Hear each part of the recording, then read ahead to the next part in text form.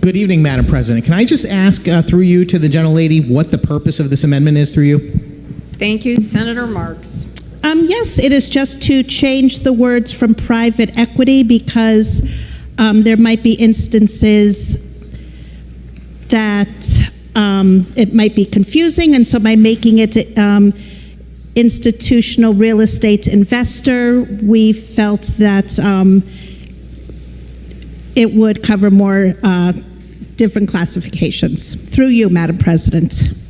Thank you, Senator Sampson. Thank you very much, Madam President. But I noticed the original bill has a definition for both private equity entity and institutional real estate investor. And it appears that we've simply just made institutional real estate investor cover all of the same territory that was once covered by the term private equity entity. For example, in the amendment, it says strike this line, or on this line, strike private equity entity, insert institutional real estate investor, and so on, over and over again. And I'm just curious why we would change the definition. Through you. Thank you, Senator Marks. Thank you, Madam President. Because actually the private equity and the institutional real estate investor definitions are similar, and we just felt this would bring more clarity. Technical change, and through you, Madam President. Thank you, Senator Sampson. Thank you very much, Madam President. I appreciate that. I noticed that the title of the bill still mentions the term private equity entities. Is that incorrect now? It should actually be institutional real estate investors. Through you. Thank you, Senator Marks. No, Madam President, through you.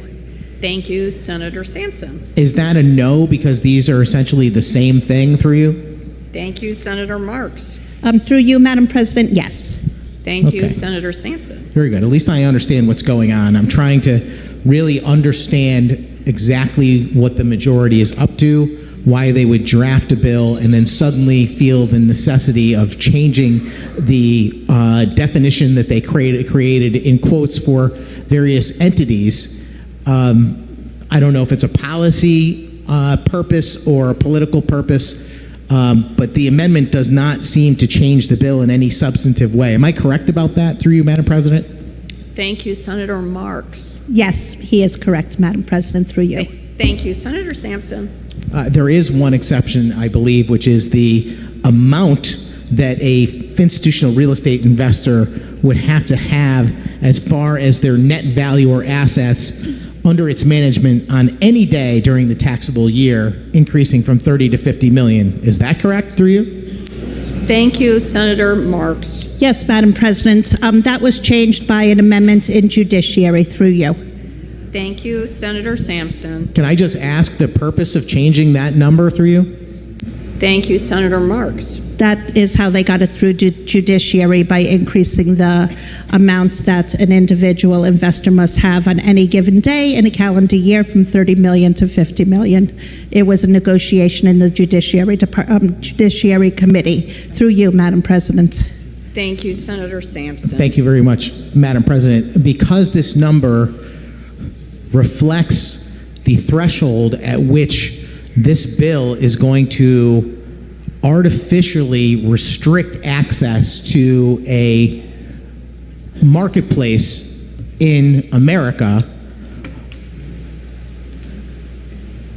I'm a little puzzled by the idea that this was negotiated in the Judiciary Committee to determine whether someone with assets of $30 million is not somehow a institutional real estate investor or private equity entity, but somebody with $50 million on any given day during the taxable year is. Am I understanding that correctly? Through you. Senator Marks. Yes, through you, Madam President. Senator Sampson. Boy, you learn something new every day today here, Madam President, that we just use these random artificial terms and numbers, whichever way they seem to work and flow from this building.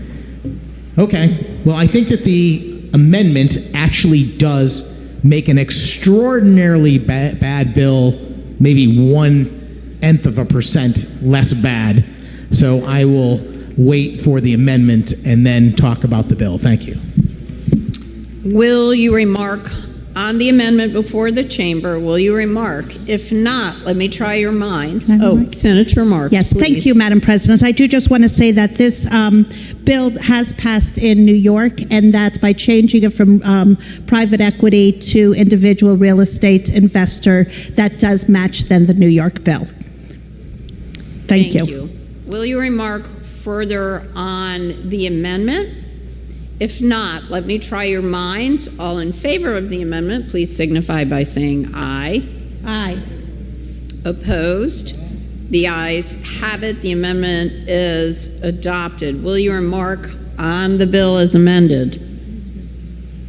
Senator Marks. Thank you, Madam President. So this bill, what it does is when a new single-family or two-family home goes on the market, individual real estate investor must make 90 days before they even put an offer in on the house or before they can buy the house. And this is very important because Connecticut has one of the largest amounts of single-family and two-family homes that are being bought by individual real estate investors. It was a little easier for me when it was the other word, but for individual real estate investors. Institutional investors. Oh, see, I told you.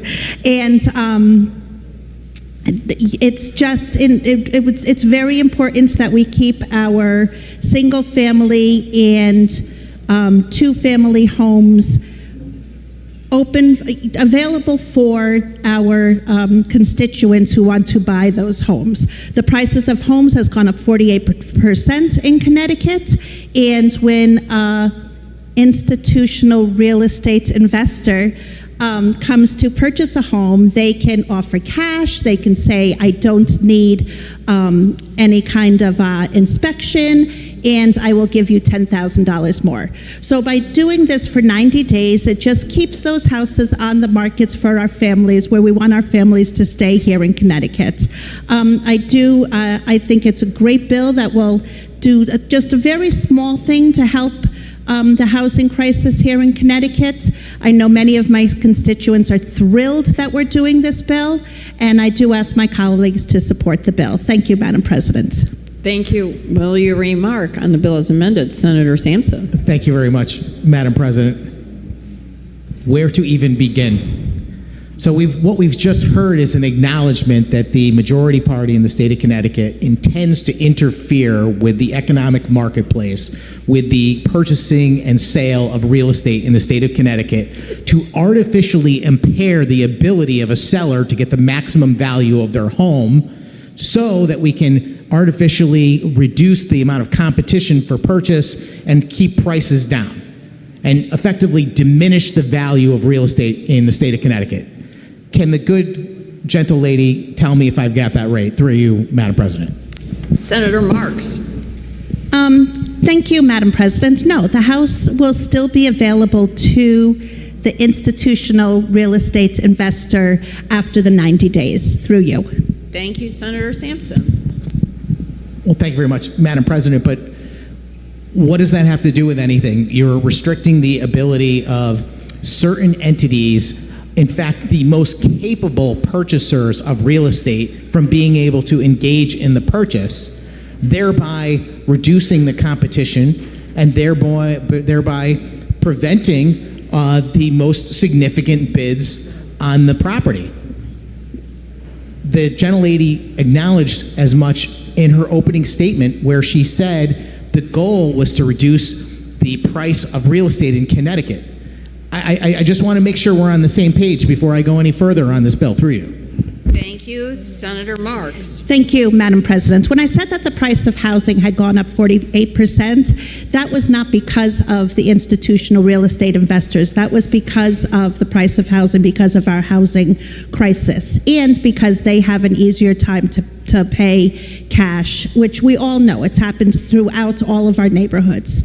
So to the good senator from Wolcott, from Wolcott.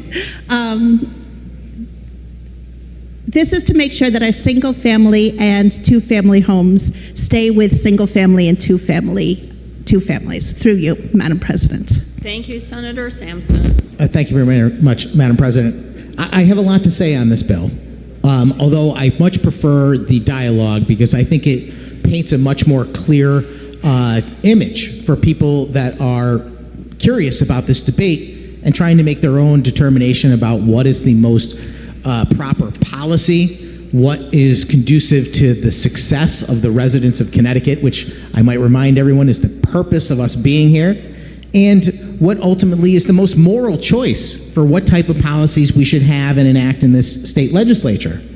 And my concern about this bill, first off, is that it's extremely arbitrary. That's number one. Everything that's in this bill is just some random number, and we already heard about how they changed 30 million to 50 million just since this bill started being debated this year. I mean, why not 49 million instead of 50 million? And there's no answer to that question. I could ask it, but it's not worth it. Fact is, there is no answer. These are arbitrary terms and limits. And that's what we're doing here. We have a majority that believes in their arrogance that they can interfere with the freedom of the people that they represent to upset what is existing in the marketplace as a natural byproduct of freedom. Because they don't like it. And whether we like something or dislike it doesn't mean that we have the right to deny certain individuals based on superficial characteristics the same freedoms as other people. But let's talk about the arbitrary nature first, which is I'm looking at the amendment now, which effectively replaces a large portion of the beginning of the underlying bill. But this is where we define an institutional real estate investor, which we heard from the proponent is the same thing as a private equity entity. There is just a change in wording. This says that in order to be considered an institutional real estate investor and therefore have your rights trampled on by this proposed bill, you need to own 10 or more single-family residences or two-family residences. Why 10, through you, Madam President? What if somebody met these requirements, but they only owned 9 single-family residences or two-family residences, through you? Thank you, Senator Marks. Then if they only owned 9, they would not be an institutional real estate investor, through you, Madam President. Thank you, Senator Sampson. Thank you very much. Madam President, does that mean that people that own 10 or more single-family residences and become institutional real estate investors are somehow harmful to the marketplace, but those who only own 9 are not, through you? Thank you, Senator Marks.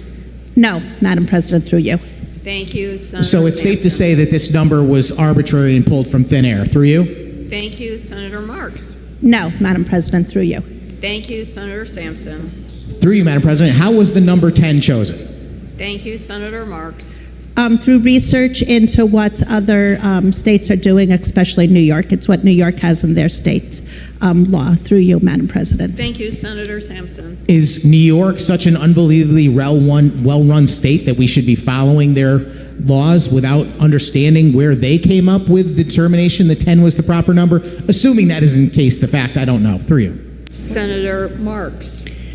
Thank you, Madam President. So it's the institutional, it's not the, it's an institution has to own 10 or more 1 or 2 family homes, or 1/10 of 10 or more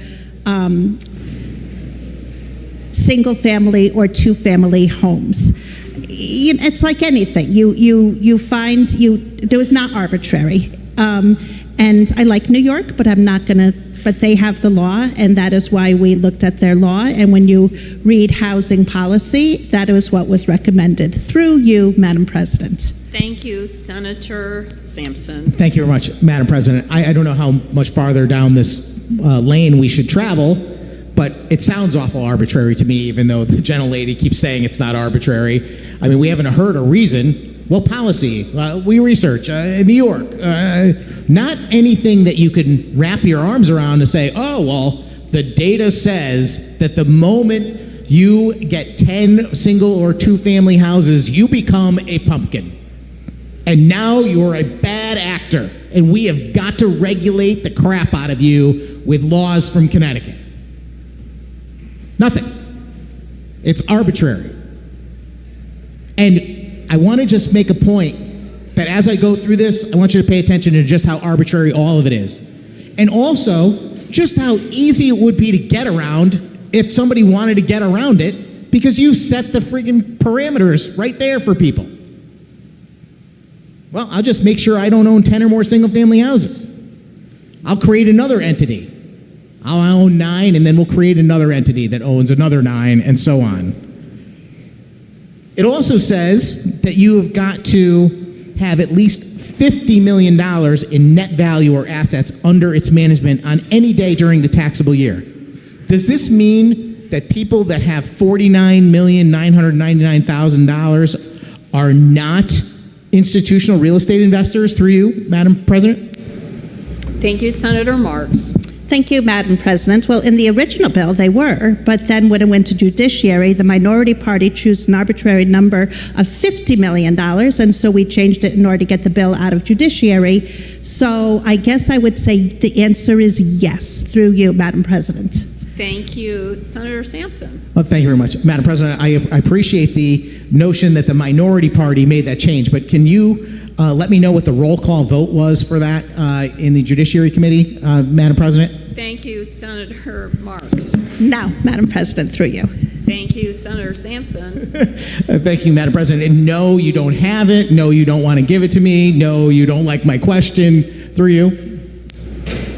Senator Marks. All of the above, through you.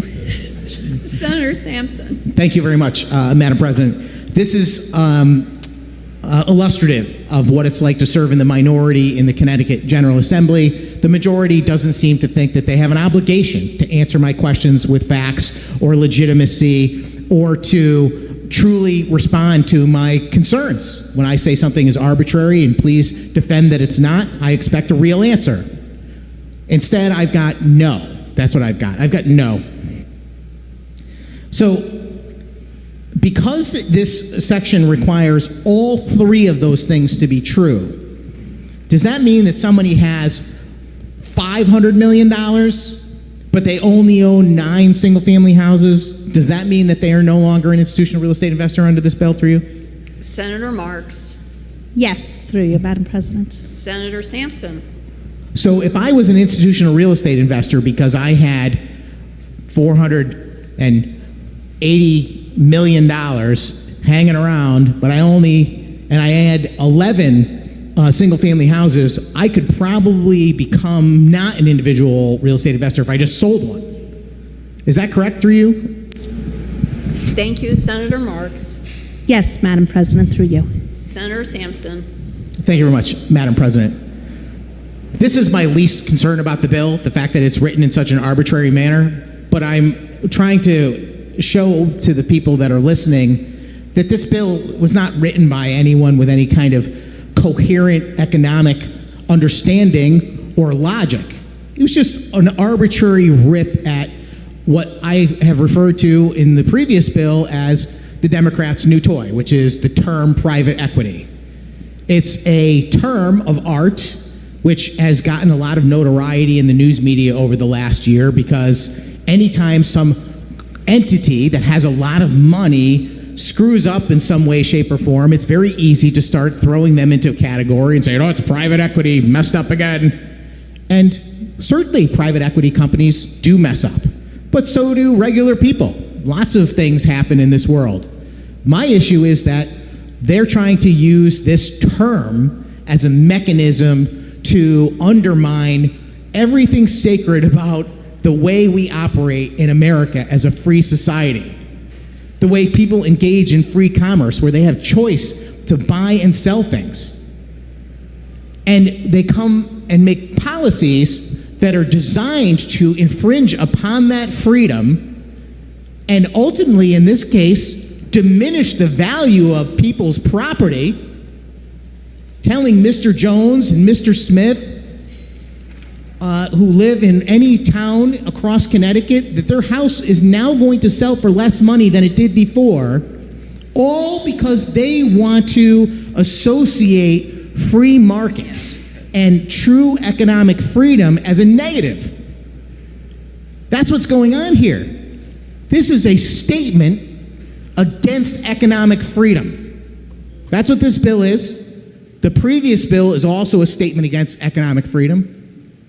And I noticed when I asked the last time, the problem with private equity investors, according to one of my colleagues on the majority side, is the financial imperative. So let me ask this question of the chairman of the Housing Committee. Is the danger of institutional real estate investors the financial imperative? Through you. Thank you. Senator Marks. Can he repeat can the good senator please repeat the question? Senator Sampson. I'm trying to understand through you, Madam President, what is the concern and reason for restricting the access to the marketplace by so-called institutional real estate investors? Through you. Thank you, Senator Marks.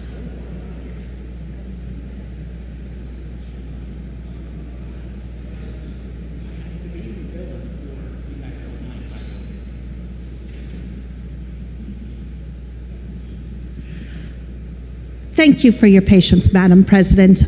Through you, it's to save those houses that are so rare, right? Our single and two-family houses. It's so difficult now to find one, to buy one, that we keep those in the market for our families, because we all know the importance of home equity and how it helps with wealth, and we want that for the next generation.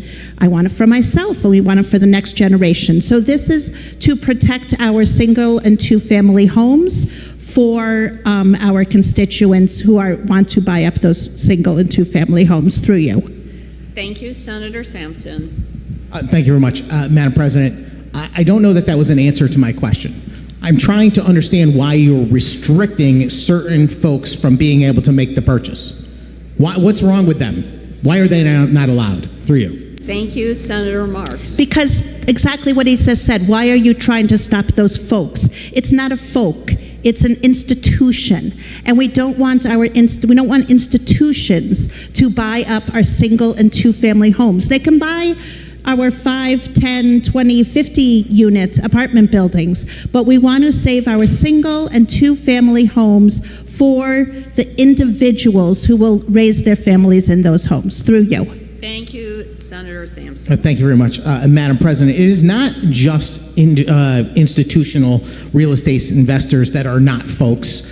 Through you, Madam President. This definition that is included in the amendment says not only to be an institutional real estate investor should you meet the arbitrary qualifications we already discussed about owning 10 or more units and having $50 million. It also says, or if you're not one of those institutional real estate investors, it could be, or the letter B, receives funding from an organization that meets the criteria of subparagraph A.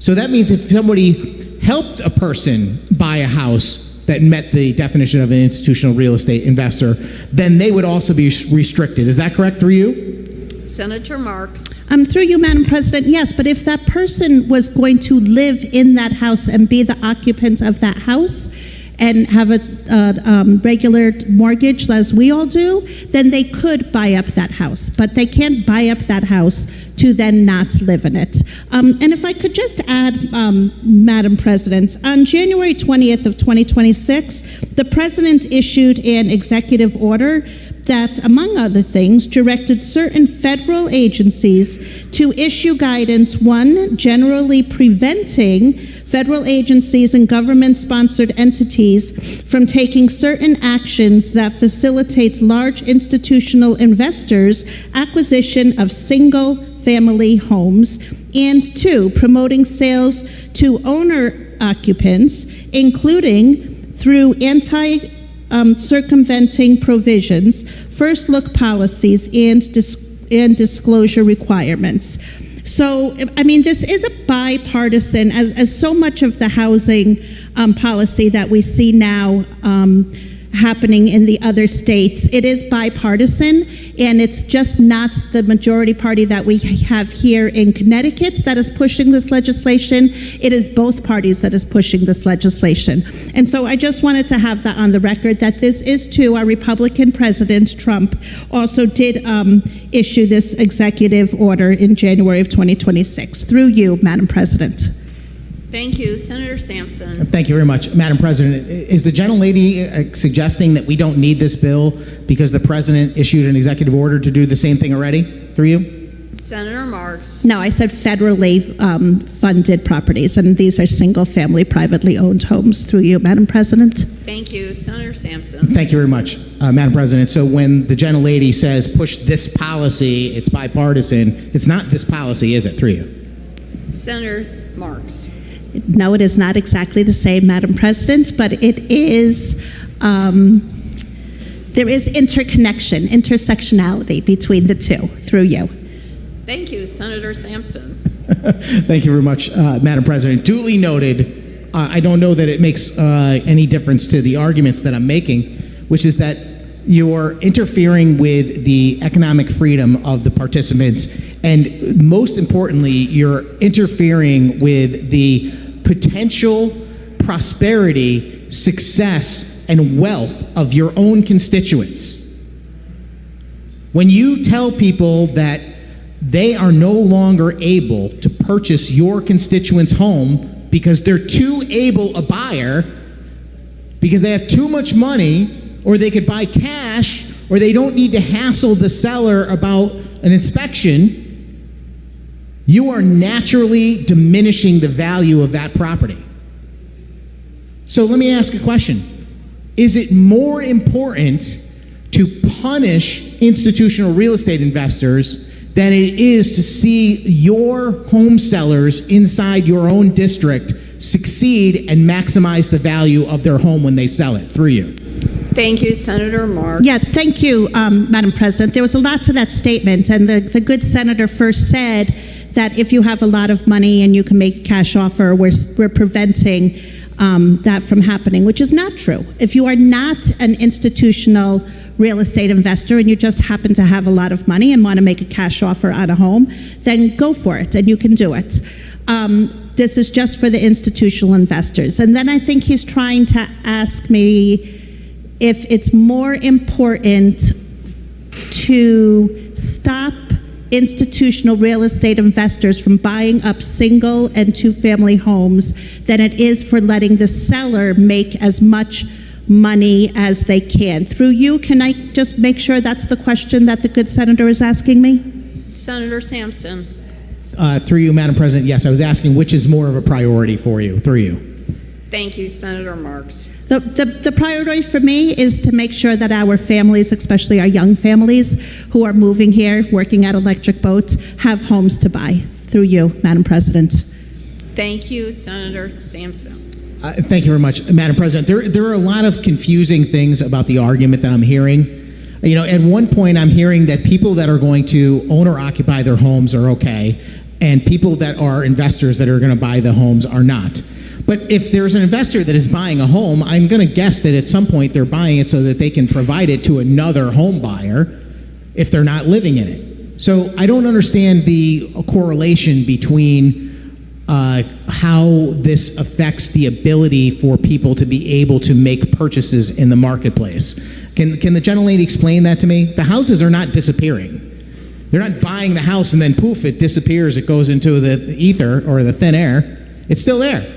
And someone will be able to buy it, and if it's a single-family residence, presumably they're going to live there as residents. Through you. Thank you, Senator Marks. Yes, but we want our constituents, our residents, to have that home equity, because that is what leads to generational wealth. And so we want to keep those homes in the for our residents who can buy the home and have home equity. Through you, Madam President. Thank you, Senator Sampson. Well, thank you very much. Madam President, I'm confused. If someone is buying a home in any town in Connecticut, they are going to be a resident of that district, are they not? Through you? Senator Marks. No, if they're an institutional real estate investor, they're not going to be living in the home, and the home equity of that home will not go to the person who is renting it. Through you, Madam President. Thank you, Senator Sampson. Thank you very much, Madam President. Oh, so now I'm understanding. The gentlelady believes that institutional real estate investors, in all cases, turn around and rent the homes that they purchase. Is that correct, through you? Thank you, Senator Marks. Through you, Madam President, they're not living in them, so I guess they're either going to leave them empty or they're going to rent them. Through you. Thank you, Senator Sampson. And thank you very much, Madam President. Am I hearing that the people that might rent this property after the purchase by an institutional real estate investor are less important as constituents than someone who would have bought the house at a diminished value because the seller, who was also a constituent, is unable to sell it for their full asking price? Through you? Thank you, Senator Marks. Well, first of all, it's not saying that they're unable to sell it at the full asking price. They're going to wait 90 days to sell that house. And if nobody after 90 days can buy that house at its full asking price, then it will go to the institutional investor. So that part of the debate that the good senator just said was wrong. Well, to my opinion, it was wrong. And renters are wonderful, but we want the people that buy, the majority party, would like the people that buy up the single and two-family homes to have that equity because it changes lives. Through you, Madam President. Thank you, Senator Sampson. Through you, Madam President, do we have a shortage of available rental property in the state of Connecticut? Through you. Thank you, Senator Marks. I think the good senator and I will disagree on this, but I say yes, we do, Madam President. Thank you, Senator Sampson. Thank you very much, Madam President. It's a very interesting answer, since I believe that the purpose of this bill is to diminish the opportunities for renters. We've just had the last 10-minute conversation where it's very clear that the majority is prioritizing the ability of people to purchase these homes at a reduced value, which is inherent in the policy before us, and I want to get to that in a moment in case it's unclear, rather than letting renters occupy those homes. So I'm completely baffled and confused. And if anyone's listening who's not baffled and confused, God bless you, that you can figure it out. Let's talk about this 90-day thing. If I'm trying to sell a home, and I will tell you, just for full disclosure, I am a real estate agent and have been for a long, long time. And I've been involved in many real estate transactions. And I'm very good at negotiating with buyers and sellers and trying to maximize the ability for my seller to get the most value for their home that they can, because that's what creates generational wealth. And instead, what we're hearing is that it's better for real buyers, ones with cash in hand who want to pay the maximum price, that they be removed from the equation. So I can tell you that if we start telling people that they can no longer sell their house to everyone, you're only allowed to sell your house to these buyers, but not these buyers, what happens is the buyers that are left remaining, the ones that are still standing, that have the viable ability under Connecticut law, they're going to fully realize they don't have to offer as much money for the property as they did before, because there's less competition. And therefore, the value of the property will decline. It will drop. So I appreciate the gentlelady talking repeatedly about generational wealth and people getting value for their home, but this bill does the opposite. This bill diminishes the value of the home. This bill will reduce the value that people have in their homes in the state of Connecticut. It will mean that when you go to sell your house, you cannot sell it for as much money as you could before.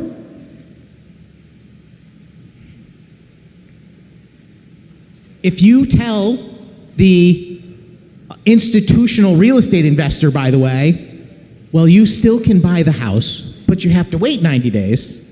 I can promise you that if 90 days goes by and the seller has still not sold their house, that institutional investor may still be interested, but they are not paying the asking price.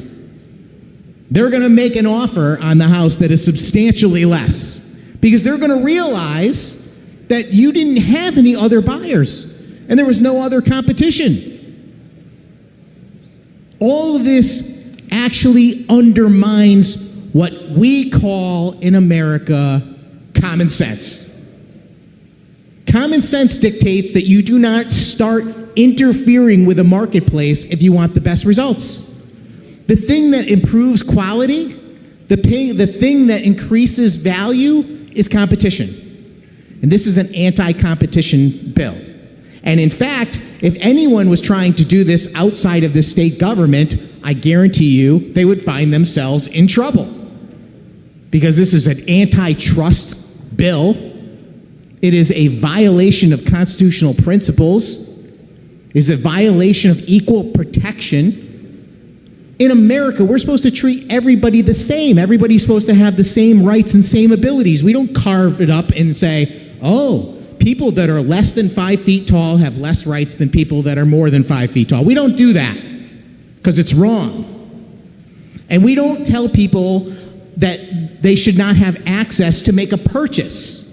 Are we going to tell institutional real estate investors that they can't shop at Walmart?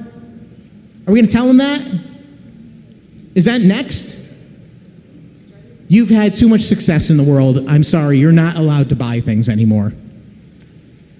And the net result of this, and I get the focus here, the focus is politics. The focus is we have to make sure that everyone understands those Republicans are defending those private equity people. I'm not defending anything except for freedom, fairness, economics, and the people that want to sell their houses that I represent. Because this bill is going to make their houses worth less. So, through you, Madam President, can you explain to me how this is supposed to work, where someone's still going to get their maximum value, even though we're restricting the institutional real estate investor from being able to make a purchase for a full 3 months through you? Thank you, Senator Marks. Through you, Madam President, there was a lot said before this last question. Want to say that last question again, Senator Sampson, please? Through you, Madam President. Certainly, Senator Sampson. Thank you very much, Madam President. I'm just trying to be very generous with the opportunities that I'm offering to the majority to rebuke what I'm saying. I mean, I've just laid out what this bill is. And I'm looking for an alternative view. I'm looking for the argument from the majority. No, we think this is a good bill because. I want to hear that argument. I'm saying this is a bad bill because A, it violates constitutional principles. It gets rid of substantive due process. It interferes with interstate commerce. It screws with equal protection under the law. It is so eager to put certain people in a category arbitrarily, as if people with $40 million aren't also rich. I don't get it. And even if you're engaged in some sort of investment opportunity with someone else who's rich, you get roped into this. I know that you purposely remove mortgages, but there are 1,000 other types of ways that you could be connected to a financial entity to have money to buy a house, besides a mortgage. There's all kinds of creative economic things that happen in America based on freedom. And this bill flies in the face of freedom by denying access to those opportunities. And when it does so, it means less opportunities present themselves, and sellers will not have the same buyers in the marketplace for their homes, and their value of their homes will be diminished. To me, that is the key reason why this bill should not move forward. I want to protect the value for the people that I represent. When they sell their house, I want them to get the maximum amount for it. So, if the gentlelady can explain to me where I'm wrong, make a strong case for this bill, I'm open to it. But I haven't heard a strong case yet. Other than I'm trying to protect generational wealth. Well, so am I. And my argument is strong. I'm making it clear how I'm protecting generational wealth. I am keeping every available buyer active in the sale of a house so that the seller can get the maximum. The bill takes that away. So how does your way protect generational wealth better than mine? Through you. Thank you, Senator Marks. Thank you. Again, a lot for a single question. So, Madam President, I do think this bill is very good. First, the good senator continues to act as if the institutional real estate investor is one person, and it's not. It's an institution. It is. It's a business buying up a single family or a two-family home. I have lived in 3 homes in my life. The one that I grew up in, the one that the father of my children and I first had when we were young and got married and had our 4 children, and then where I live now, where we moved as we had a little bit of equity and we could get a little bit bigger home.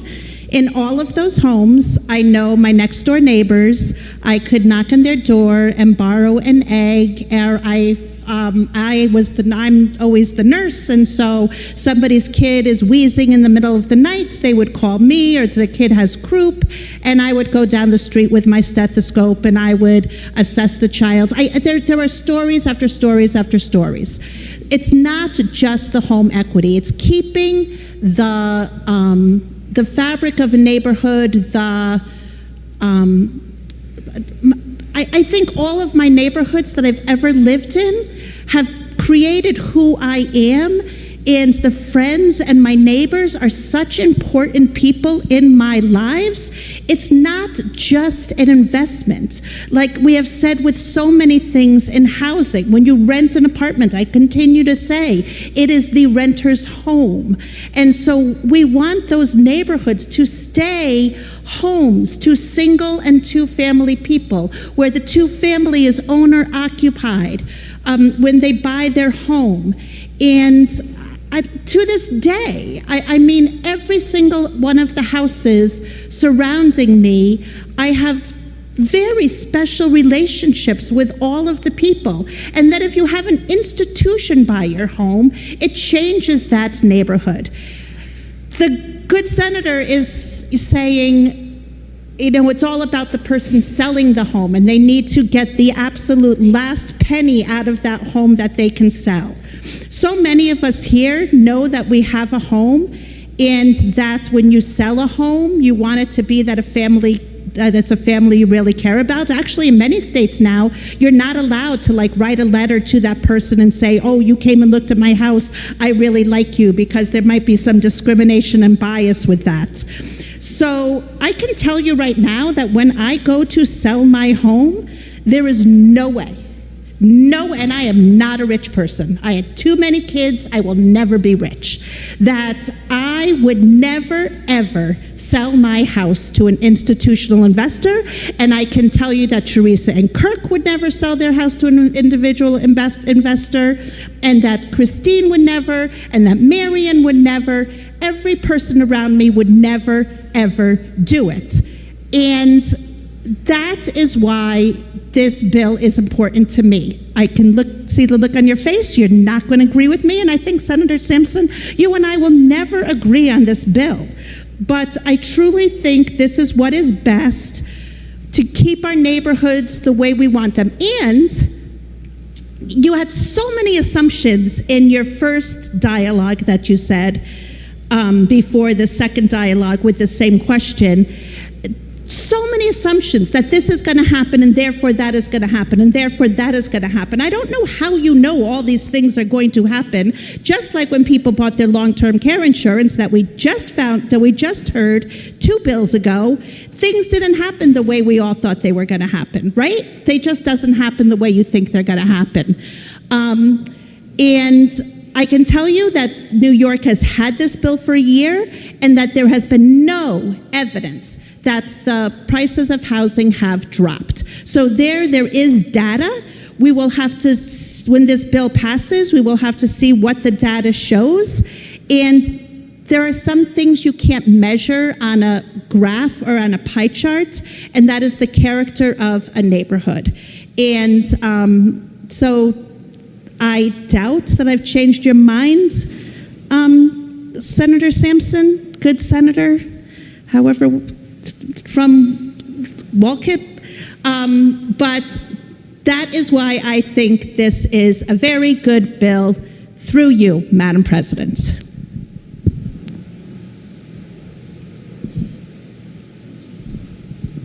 Sorry about that, Senator Sampson. Thank you, Madam President. I appreciate the gentlelady's passionate dissertation on her feelings on the bill. There are three things I want to address. First and foremost, I want to make it very clear that this bill can apply to a single individual. I just want to make that abundantly clear. This can apply to one person. So when it was suggested earlier that this is not folks, this is an institution, et cetera, it can apply to one person. That's one. The second thing I want to say is that while I appreciate a lot of the commentary that the gentlelady mentioned, I have to tell you that maybe my roots as a closet 60s era classic liberal from a political perspective was like my spidey sense was tingling, because talking about fabric of neighborhoods and keeping our neighborhoods the way I like them, these are the kind of phrases that are associated with things like redlining, segregation, etc. And let me ask a direct question to the good chairman. Because of your desire to restrict rentals and make sure these houses are sold to people that already live in the neighborhood, presumably, that's what I'm gathering, would a proposal that restricted sellers from being able to rent or people purchasing those homes be able to rent them out, would that achieve a similar result? Would that be an acceptable policy for the good chairman, through you, Madam President?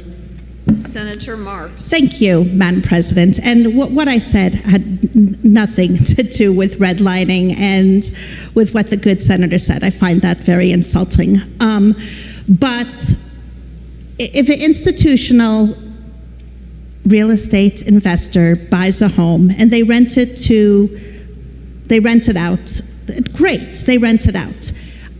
They also can turn it into an Airbnb, which is what many, many of them do. And that is what is really ruining the fabric of the neighborhoods. And maybe I should have brought that up a little bit sooner, because when I do talk about the renting, that is what I am thinking of, is turning them into Airbnbs. So, and I do just want our young people to be able to buy houses, but you can't compete in the first 10 days that a house is on the market with somebody that can come. You don't even have time to get approval for a mortgage. There are so many little nuances. I'm not that great at making up all the stories as the good senator is, but just that alone of being able to get approved for the mortgage when you see that house that then you like. Then that institutional investor has already come in with their cash and bought that house.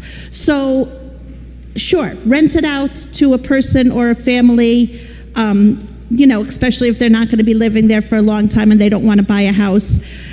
You can rent it out to 3 or 4 people. I just want the people trying to buy a single family house to have a chance at buying them, and that the houses don't turn into Airbnbs. Through you, Madam President. Thank you, Senator Sampson. Thank you very much, Madam President. Again, as the gentlelady says when I speak, there's a lot there. And there was a lot there also. I did not realize that the good chairman felt that Airbnbs were the scourge of Connecticut and that they must be eliminated, and this is the mechanism to do so. It's kind of surprising. The fact of the matter is that I'm seeing so much disconnect from the housing bills, the omnibus housing bills that were passed in recent years, including 8002. 8002 is precisely about denying individual communities from establishing what they look like, restricting activities like Airbnb or rental or certain types of construction from existing in certain places. I mean, that's what it's all about. And me, as an opponent of 8002, was trying to defend the right of the towns to be able to maintain the character of their communities. The words that I just heard the good chairman say. So I'm totally confused by all this. And I don't really think that has a lot to do with this bill, because I think that there is a huge misconception based on what I'm hearing, and that is that somehow people are being outbid by institutional real estate investors in so many cases across Connecticut, and it's just not happening. It's just not happening. It's just not happening. I'll keep saying it. It's just not happening. A few more times. It's just not happening. It's just not happening. You know, I work in the real estate market, and I will tell you that very often, almost every sale that is occurring in a buyer's market, okay, or excuse me, a seller's market, when there are few houses that are available and there's a lot of buyers, they are indeed being bought by people with cash. And they are indeed being bought by people that are waiving requirements for home inspections. All of that is happening. But they're not corporate buyers. They're regular people. Because I have to explain something that maybe isn't common knowledge. But some people have money. They actually do. They save their money so that they're in a position to buy a house with cash money. And they are. And there's also other types of financial products that people use to make purchases. Sometimes they will borrow against another property they own so they can cash out. So even though they still owe money somewhere else, their purchase looks like a cash purchase. And they do that on purpose because they want to put themselves in the best possible position in a free market where the seller's allowed to maximize their value so they can compete. And I know, as a home buyer myself, I've bought individual homes to live in, and I bought investment property, and I know how to negotiate, and I've helped my clients too. Now, certainly you want to protect the buyer's interests, you try and encourage a home inspection, etc., but sometimes, if they want to get a house, and there's a lot of competition for that house among different buyers, the fact of the matter is people will find a way to get the cash. They might even go to their rich uncle. They might even go to their rich uncle that has 10 or more single-family residences and $30 million hanging around. And once they do that, guess what? They're prohibited from being able to make the purchase. This is what's crazy about this. And to answer a very direct question that the good chairman asked a moment ago, which is how I'm going to predict the future, how I'm going to know what's going to happen.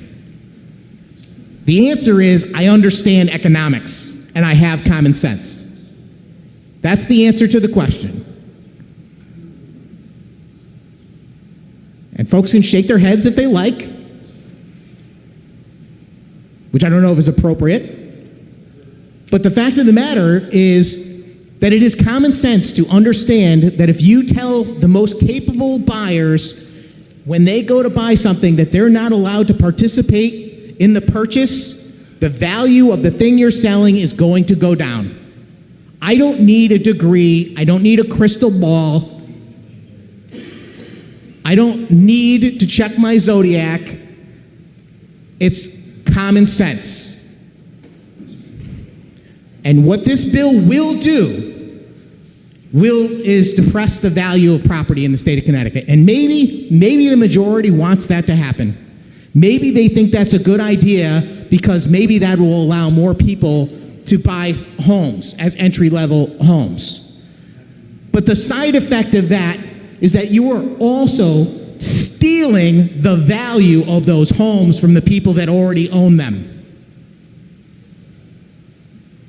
This bill tells your constituents that you are willing to diminish the value of their home. That's what this bill says. This bill says, I will make your home worth less because I'm going to tell people that could buy it for a lot of money that they can't. It's seriously flawed policy. And as I pointed out, It's not constitutional. It doesn't fit within our laws. There are restrictions on treating different people differently under our system of laws and justice. You cannot tell people arbitrarily that they're not eligible to be in a purchase for some superficial characteristic. You can't do that. We have requirements for due process. We have requirements for equal protection. And I hope somebody comes along, if this bill becomes enacted, and says, look, you're not going to restrict me from the marketplace. I have a right to participate. And I have a right to participate because it's to the benefit of everybody in society. Interfering with freedom of your constituents is bad. And that's what this bill does. It interferes with the freedom of your constituents. Now, maybe the majority is relying on the fact that they're going to make a political argument that only people that are interfering with is these rich, bad people. But they are not just interfering with rich, bad people. They are interfering with anyone who would help drive up the cost of your house that you live in right now when you go to sell it. And when your house doesn't sell for as much as your neighbor's house did last year because there's not as many buyers interested, well, that's because this government said those buyers can't participate. They did that actively. This is a terrible bill. We should not be interfering in the marketplace. This arrogance that the majority has, that they think that they can tell people how to live to the point where they can determine who's eligible to buy your house. That's what this bill does. It says, I'm going to tell you, Mr. and Mrs. Smith, who's allowed to buy your house or not. It's crazy. Don't vote for it.